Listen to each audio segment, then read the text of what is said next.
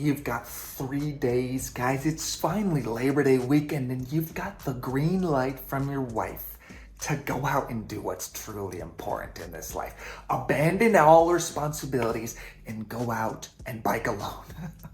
She says, you know what, Billy Vanderpool Van Art Armstrong?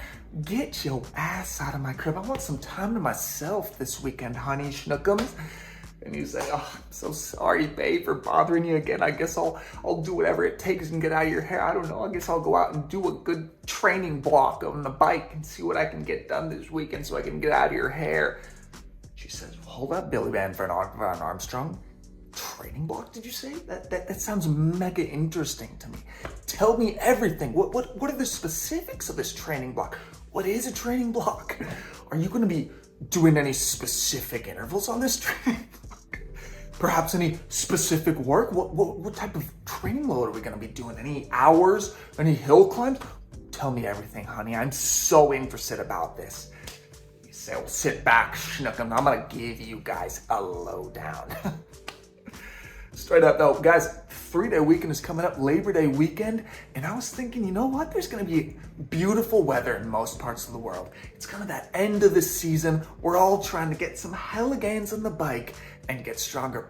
We wanna do a nice 3-day training block, but how do we go about structuring this block in a way that makes sense, in a way that we can end the block well, get all the gains that we want to, hit all these particular energy systems in a way that makes sense, guys. So I wanted to go through it. A couple of ideas, a couple of tips I've got for you guys, how to structure a training block, specifically a 3-day training block. Let's get right into it, guys. This will be a fun one for me. All right, guys, so to start this out, what is a training block? For those who might not know, a training block is how we all train as cyclists. It's a block, meaning we're not unfortunately going to be able to get all the training stress, all these gains, all these adaptations done in one day. The best way to go about this is to slowly go racking up consecutive days, accumulating fatigue day after day slowly in a manageable way, guys, so that our body never gets to a place where we're too tired, but we're always in this kind of zone of fatigue that's a good, healthy fatigue that's going to later turn into gains once we rest, once we finish this block, a 2-day block, 3-day block, 4-day block, however many days that we have, we always finish it with a rest period. 1 day, 2 day, however many days, depending on the fatigue that we have accumulated during this block of training. So that is kind of the basic concept, guys. How do we go about planning this block in this example that I have? 3 days, guys. We've got freedom, 3 days.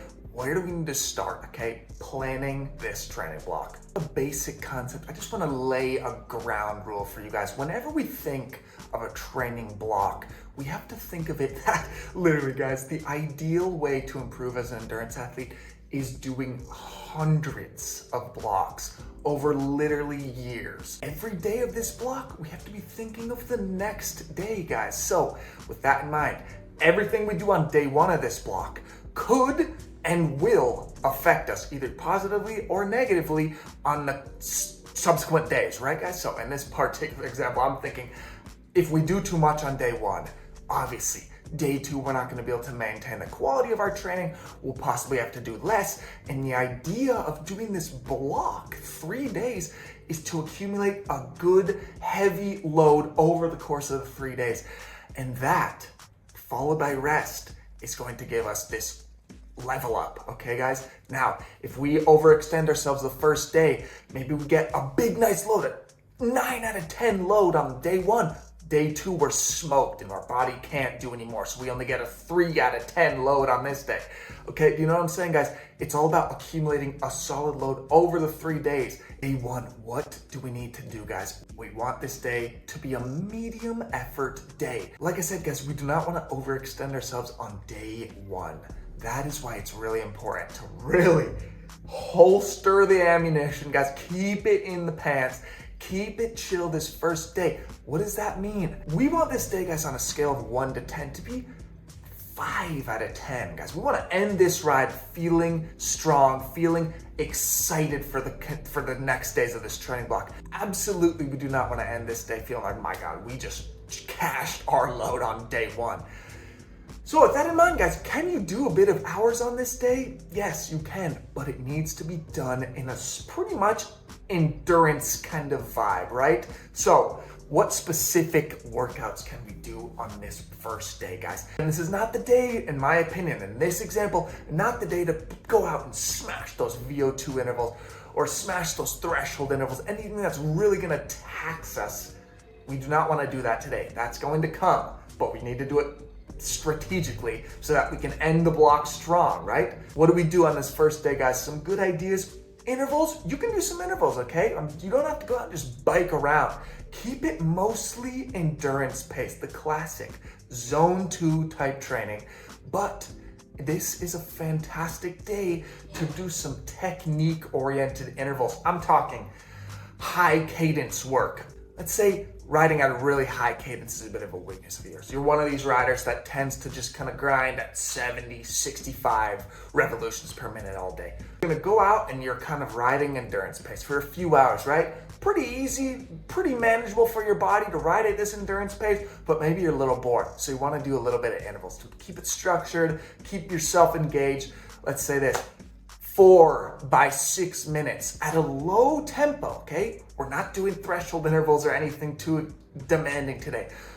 Low tempo, maybe this kind of decent pace where we're doing maybe 4 minutes, really high cadence, really working on that overdrive spinning cadence. This can do various things for us, guys. It's not going to leave us feeling smashed for tomorrow, but we can work on this neuromuscular aspect. We can also work on low cadence. We can work on some sprints today. Great idea on a day like today where we don't want to accumulate big, heavy fatigue, is to do some sprint work. And yeah, they're full gas, intense, but if we do them short enough, I'm talking max 10-second type things, and we have long rests in between each sprint, this does not leave our body with a massive deep fatigue. It just simply doesn't tax our nervous system on the same level as if we were to go out and smash some VO2 intervals or something like that today. So a couple of sprints, seated sprints, high cadence sprints, 10 by 10 seconds,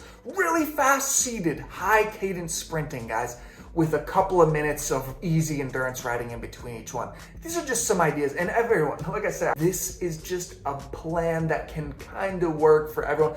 Everyone's gonna have different levels of fitness. Everyone's gonna have different things they're trying to work on. But the point is, we want this first day to be quite chill. You can dabble with these kind of lower intensities. I'm talking a little bit of tempo riding if you are into that type of stuff. Go for it, okay? But don't be racking up massive time. Don't be ending this ride feeling like, woo, what a day, okay? Because tomorrow, guys, that is when we are going to need that mental hype, those legs to be really firing well, because tomorrow's gonna be the day where we are gonna cash in our chips, okay? Let's get right into that. Day number 2. This is the day that we want to focus on our high intensity, really strenuous work. And of course, depending on the phase we're in, maybe it's not the time of year to do some really hard VO2 max or some 1 minute repeats or those threshold climbing over unders, really demanding work. This would be the day to do it. Couple of things, guys. Keep the volume short. Don't feel the need today to say, all right, we're gonna go out and smash some hard intervals. Really focus on the quality of these intervals. And then I'm gonna add 2 hours of endurance riding afterwards. No need to do that, guys. The objective for today is to go out and get the quality done. Like I say, it really is gonna depend on your case, your type of rider, your weaknesses that you're working on right now. But today's the day to go out and hit it. Press those pedals hard and make it count, okay? Don't add volume today. Adding volume after doing intervals of this intensity can almost dampen the effect. It can almost hamper the gains that we are going to hopefully get from doing those hard intervals. Guys, go out, bang them out, go back home. 2 hours, 2.5 hours, you can see some of the best athletes in the world, aka Brandon McNulty, a world tour superstar. This guy will go out and do interval sessions that are 2 hours. He goes out, smashes his intervals, and goes home. Now, of course, there's gonna be an example when we wanna combine the both, doing a longer ride with some interval work, but this is not the case, guys. In this particular example, Go out, get them done quickly, because tomorrow, the last day of the block, third day of the block, that's when we're gonna want to really push the limits with the volume, and I'll get into that in a second. On this interval day, guys, if we're hitting it really hard, don't worry about the base pace. This is not a day to be searching average power, average speed. You want to have maximum quality for these intervals. Go out, get them done, go home, okay? Get those carbs in afterwards, because tomorrow is the long day. Day number 3 of this block, guys, what is our objective? Today's the long ride, a classic, the famous Zone 2 ride a long time at a nice 3 to 4 out of 10 on the RPA scale, which is the rate of perceived exertion. That's a pretty manageable pace, guys. We all know a bit about Zone 2. If you want to see some more information about Zone 2, I've got some videos. I'll try and leave the link somewhere around here. Now, why is it important that the last day of this block is a big, long endurance ride? Because, yeah, guys, it's totally possible that after 2 solid days of bike riding, our legs are a bit tired. We're a bit sore, but we can. That is the beauty of doing this on the last day, guys. It's a bit mind over matter. When we're talking about Zone 2 riding, you can do it if you're tired, right? That's half the point of Zone 2 riding in the training process. You can do it if you're tired and say, oh my God, if I had to go flat out and do those VO2 intervals that I was doing today, I don't think my legs would do it. But you can do mind over matter. You can say, you know what? Shut up, legs. We're going to do 3 hours of Zone 2 today. It's totally possible. So yeah, it's okay to feel tired, guys. I would even say expect it on this day.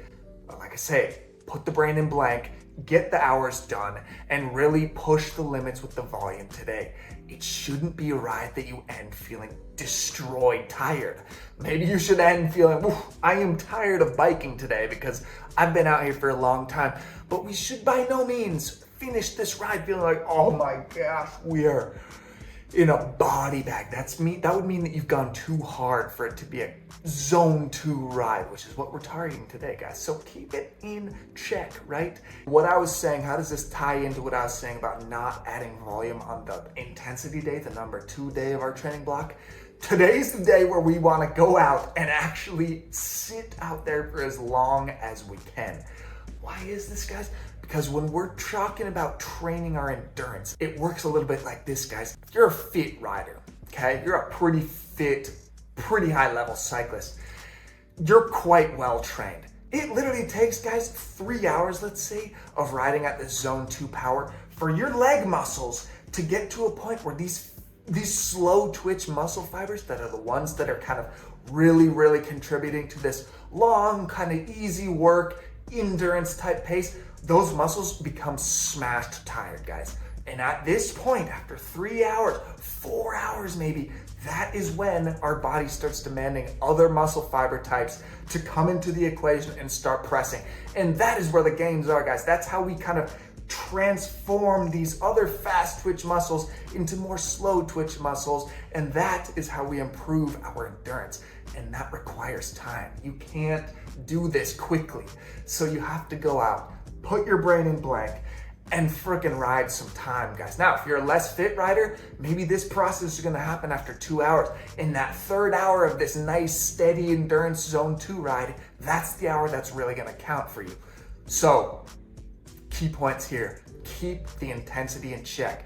I would rather see you guys, if you have a long time on this day, it's freaking Memorial Day, you have nothing else to do. Your wife told you to get the hell out of the house. Go out and crank some hours, guys, but do it chill. 3 out of 10 over the RPE scale. 4 out of 10 max. Keep it in check. Make sure you've got your calories coming in, you've got your good podcast on, and try and stretch that out a good bit. I'm not saying go out and ride for 10 hours, but today is the day to say, I want to go home now, but because it's my long ride, I'm going to push the distance. I'm going to make myself do an extra half an hour. Totally different to yesterday, which was our day 2 when we were doing the high intensity. If you do those intervals and you say, maybe I should do an extra 30 minutes after for a little extra endurance. No. Save that mental motivation for today, the long ride. I'd rather see you guys say, okay, Today's the long ride. We're gonna go really long today, okay? And then do the intensity day nice and short. Let those fibers do their work. Let the time do its work.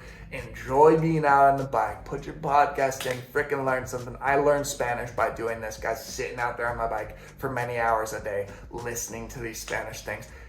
Learn something, honestly, and be out there for a long time. It's really gonna have a massive effect on our training stimulus, guys. So that's the third day of this block. Next day's Tuesday. We're resting. Take a day off the bike. Literally, day off the bike. Totally fine. If you want to do some light activity, zone 1. Extremely chill. The type of pace that you would do if you went out with your girlfriend or your boyfriend who doesn't ride a bike at all, okay? You need to go easy on these rides, guys. Let the body absorb all that hard work you've done this weekend. That is going to conclude this training block, guys. So I hope that serves you guys a bit, honestly. And train with intention, right? There's a difference between just going out and biking. We all love biking, and there's a difference between doing that and going out training. Training means you have a plan, you're doing everything with intention, and you need to structure that well and do it, like I said, with intention. So anyways, guys, I hope you take a bit of information from this video. Any questions, please leave them in the comments below. If you guys are looking for someone to possibly help guide you through some more blocks, some more intense blocks, more personalized training blocks, shoot me a message. I'm a cycling coach. I love doing it for many people. I'll be fair with my prices, guys. Shoot me an email. I'll leave that right here. Maybe we can talk. Maybe we can work together, and I'll try and help you guys plan some crazy good training blocks. So thank you guys for watching. Shoot me that like. Really appreciate it. And I hope you guys have a really good, fun weekend.